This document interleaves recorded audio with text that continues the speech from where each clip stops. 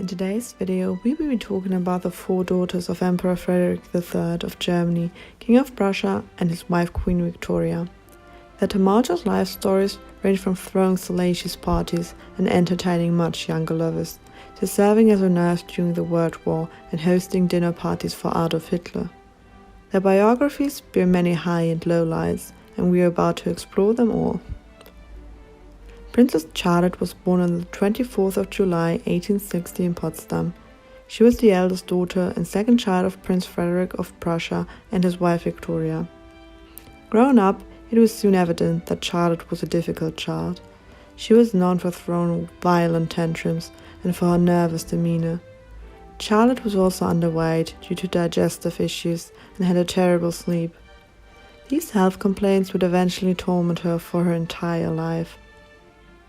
Even though Charlotte had her peculiarities, she was the favorite grandchild of Queen Victoria of England and knew how to charm those around her. As a student, Charlotte showed little interest in her studies. Her teachers were desperate as the young princess could not sit still and was not willing to obey them. This displeased her mother Victoria greatly, who wanted all of her children to receive the best education. As time passed by, the mother-daughter relationship became more and more strained, since Charlotte seemingly couldn't live up to her mother's expectations. She did have a good relationship with her brothers Wilhelm and Heinrich as a child, though the bond with her 3 younger sisters wasn't strong. It is delivered that the older children of Frederick and Victoria were raised more strictly than the younger ones, which led to resentment towards the 3 little sisters. As a teenager, Charlotte was progressing slowly. When it came to her physique and behavior, she was described by her mother as being underdeveloped. This might have stemmed from her various health issues, which included physical pains but also mental health problems, such as constant agitation and insomnia. By the time Charlotte grew older and caught up, she became more ill-behaved, which unveiled by her engaging in gossiping and teasing people at court. Her parents were hoping for her to outgrow these immature manners, so when Charlotte turned 16 years old, she became engaged to her second cousin, Prince Bernhard of Saxe-Meiningen, whom she met through her older brother Wilhelm. It is delivered that Charlotte agreed to the marriage, probably not out of love for her future husband, but rather to become more independent from her parents. On February 18, 1878, the couple was married in Berlin. As this was the first royal marriage in the newly founded German Empire, the festivities were splendid, and Charlotte enjoyed herself during these days. The newlyweds established their household in Villa Liegnitz, which is located close to Berlin. 2 years into their marriage, Charlotte gave birth to a daughter, Prince Theodora, in May 1879. Charlotte did not enjoy the pregnancy, since she wasn't able to take trips or engage in the upper-class parties during this time. As a result, Charlotte announced she wouldn't have any more children, which caused an uproar in the royal family. If it wasn't for infertility issues, it was very uncommon to have an only child back then, so her family was displeased with her decision. We don't know how her husband felt about Charlotte's decision, but he must have tolerated it. It didn't come as a big surprise that Charlotte didn't take on her role as a mother too well. She oftentimes left Theodora with her mother Victoria, or simply had to stay with governesses. Charlotte's lack of interest in her daughter resulted in a distant relationship between them, which would even worsen over the years. Instead of engaging with her family, Charlotte spent much of her time socializing with other noble ladies. She became known for her fashion style and for hosting lavish dinner parties.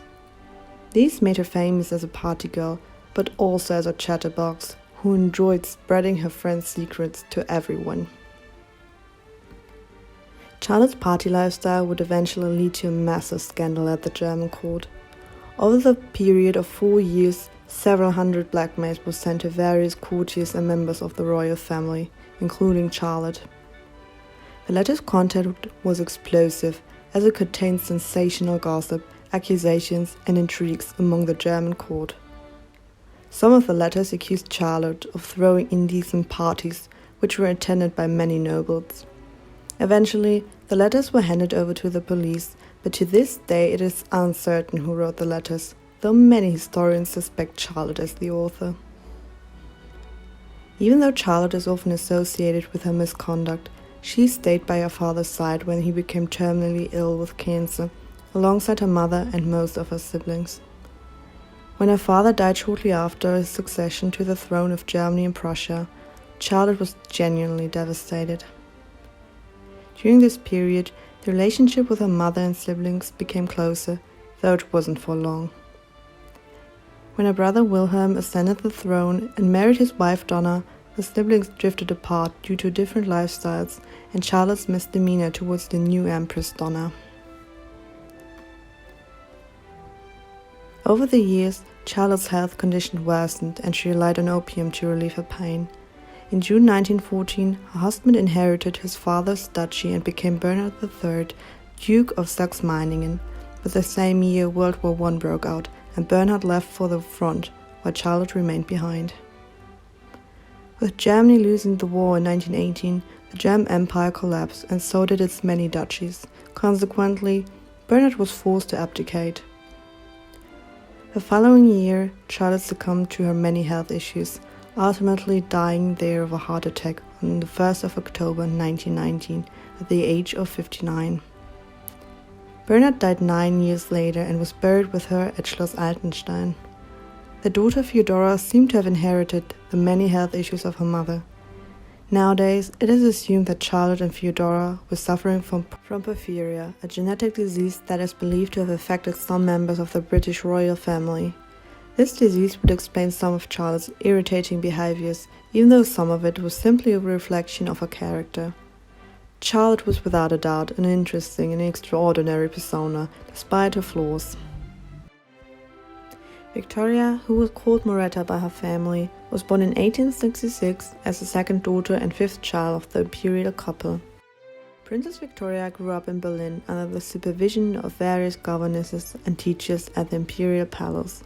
But when her younger brother Sigismund died, their mother Victoria became more involved in the children's upbringing, which led to a closer relationship between Princess Royale Victoria and her younger children.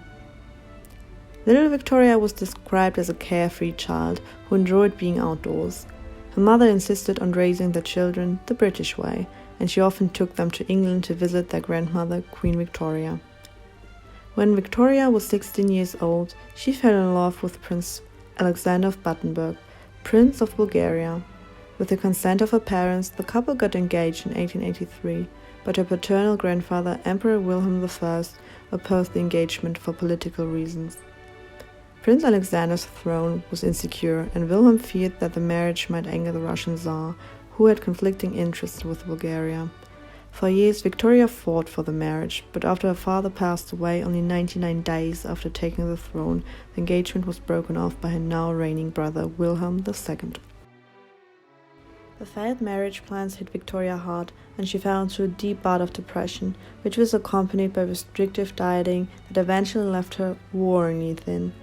Victoria's self-worth was diminished, as she thought of herself to be unattractive, and further marriage plans failed. By the time she was 22, Victoria had already considered herself an old maid, when she met Prince Adolf zu Schaumburg-Lippe. It is uncertain if it was a love match, as a letter of Victoria leaked in which she states that she was desperate and feared being left over. Adolf was also considered not high enough in status for a German princess, but by that time it was considered good enough. The couple became engaged and were married in Berlin soon after. After an extended honeymoon in various countries, the couple took up residence in Palais Schaumburg in Bonn. Victoria had a miscarriage early on, and after the marriage she remained childless, but the couple respected each other and led a serene marriage. Over the years, she became increasingly bored without a true purpose and struggled with her mental health. When World War I broke out in 1914, Victoria's life was turned upside down. She lost her husband Adolf in 1916, and as every other noble, she lost all her titles after 1918.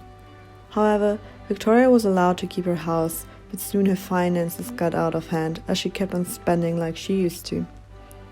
Victoria became increasingly eccentric, and in 1927 she met the Russian student Alexander Zhukov, who was 35 years younger than her.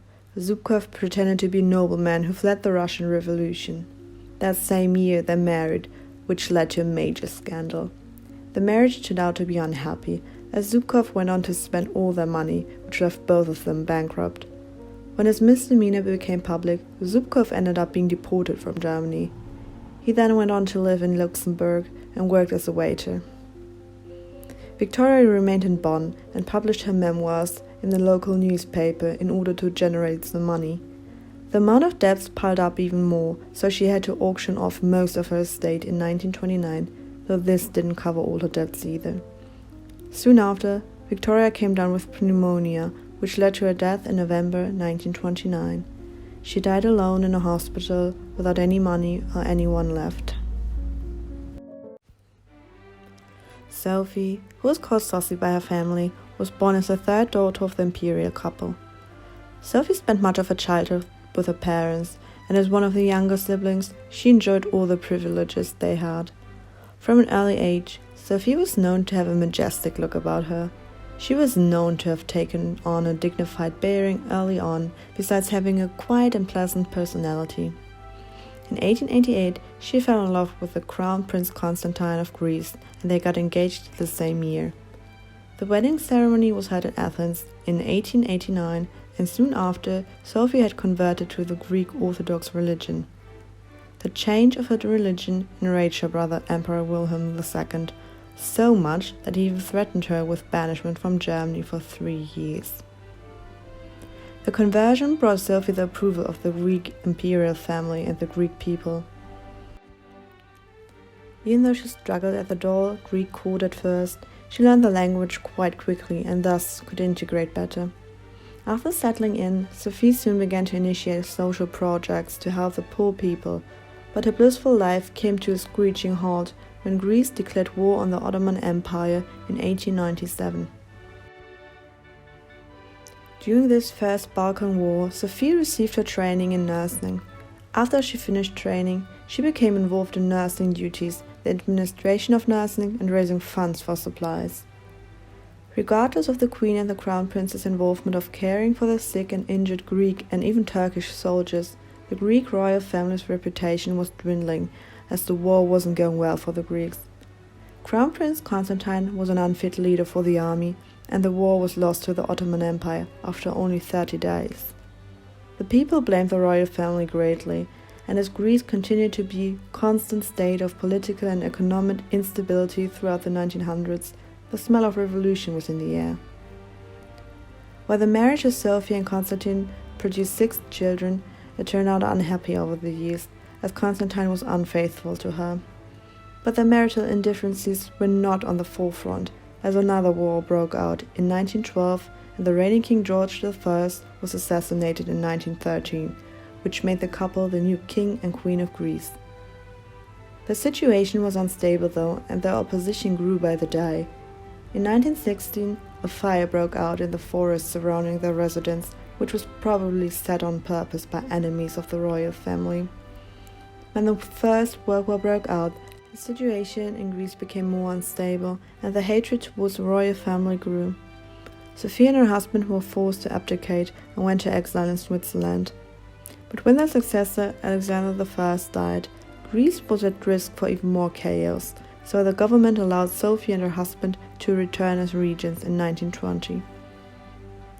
Their reign was short-lived, as another war against Turkey was lost and the military revolted.